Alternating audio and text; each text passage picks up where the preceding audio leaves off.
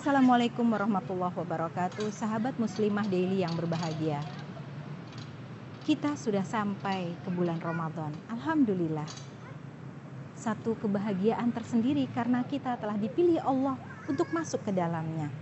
Dan kita tahu sebagaimana firman Allah di dalam surat Al-Baqarah ayat 183, Allah berfirman, "Wahai orang-orang yang beriman, kuwajibkan atas kalian berpuasa sebagaimana telah kuwajibkan atas orang-orang sebelum kamu agar kamu bertakwa."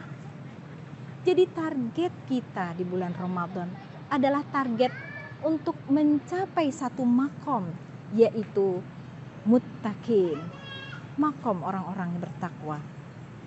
Siapa sajakah orang-orang bertakwa itu? Orang-orang bertakwa itu adalah mereka yang al-khauf minal jalil, yang takut kepada Allah yang maha besar.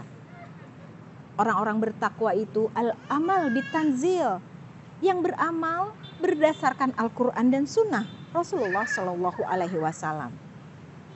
Dan orang-orang yang bertakwa itu adalah ar-ridha bil qalil, orang yang ridho terhadap yang sedikit, pemberian yang didapatkannya tidak sebagaimana yang ditargetkannya. Dan yang keempat adalah al-istiqdad liyaumir rahil, mempersiapkan diri menghadapi hari akhir. Muslimah daily yang berbahagia, dengan 4 indikator tadi, maka kita harus sudah mulai mempersiapkan diri kita menapaki hari-hari Ramadan sampai di hari yang terakhir dengan 4 kategori itu. Apakah sudah cukup takut di dalam diri kita kepada Allah yang maha besar? Apakah kita tidak menyepelekan, bahkan tidak menolak perintah-perintahnya? Apabila Allah menyeru, "Wahai hambaku, sholatlah," lalu kita bersegera untuk sholat. "Wahai hambaku, berpuasalah," maka kita berpuasa karena kita mengharapkan keridhaan Allah. Lalu kemudian ketika kita beramal, apakah amal kita ini disertai dengan ilmu yang kita dapatkan dari Al-Quran dan yang sudah dicontohkan oleh baginda Nabi besar Muhammad Sallallahu Alaihi Wasallam? Kalau tidak ada contohnya di dalam amal-amal yang sifatnya mahdoh, yang langsung berurusan dengan Allah, maka kita tidak melakukannya. Tapi insya Allah, apabila amal-amal kita ini adalah bagian dari an-nas, hablum minan nas, maka ini adalah bagian yang tentu saja akan mendapatkan keridhaan Allah sepanjang kita tetap mengikuti contoh dari Rasulullah Shallallahu Alaihi Wasallam. Dan yang ketiga, ridho. Ridho.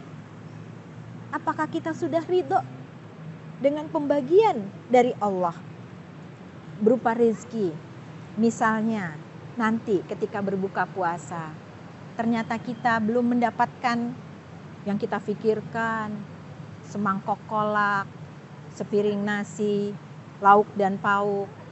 Tetapi kemudian akhirnya kita merasa tidak menerima hal tersebut, berarti belum ada takwa di dalam diri kita, tidak ridho terhadap pemberian Allah yang sedikit. Saya doakan bagi sahabat muslimah daily sepanjang bulan Ramadan ini diberikan hati yang ridho, sehingga apapun yang Allah berikan kita bersyukur.